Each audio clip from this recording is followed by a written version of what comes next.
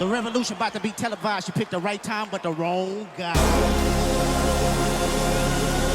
Someone better squabble up. I was wondering about our yesterdays and digging through the rubble. And to say the least, somebody went to a hell of a lot of trouble to make sure that when we looked things up, we wouldn't fare too well. And we would come up with totally unreliable pictures of ourselves. But I've compiled what few facts I could, such as they are, to see if we could find out a little bit of something. And this is what I got so far. First, white folks discovered Africa. They claimed it fair and square. Cecil Rhodes couldn't have been robbing nobody because, hell, there wasn't nobody there. And white folks brought all the civilization because there wasn't none around. How could the folks be civilized when wasn't nobody writing nothing down? And just to prove all of their suspicions, well, didn't take too long. They found out that there were whole tribes of people in plain sight running around with no clothes on.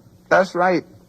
The men, the women, the young, and the old righteous folks covered their eyes. And no time was spent considering the environment. Hell no, this just wasn't civilized.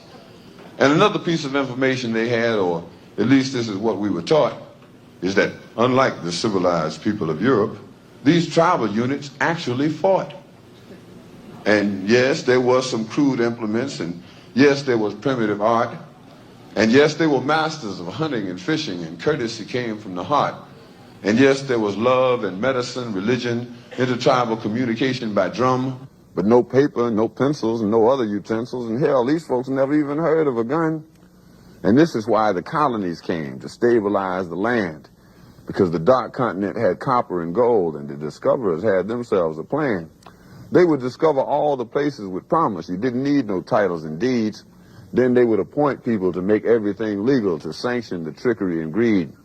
And back in the jungle, when the natives got restless, they would call it guerrilla attack. And they would never describe that the folks finally got wise and decided that they would fight back. And still, we are victims of word games. Semantics is always a bitch. Places once referred to as underdeveloped are now called mineral rich. And the game goes on eternally. Unity kept just beyond reach. Egypt and Libya used to be in Africa. They've now been moved to the Middle East.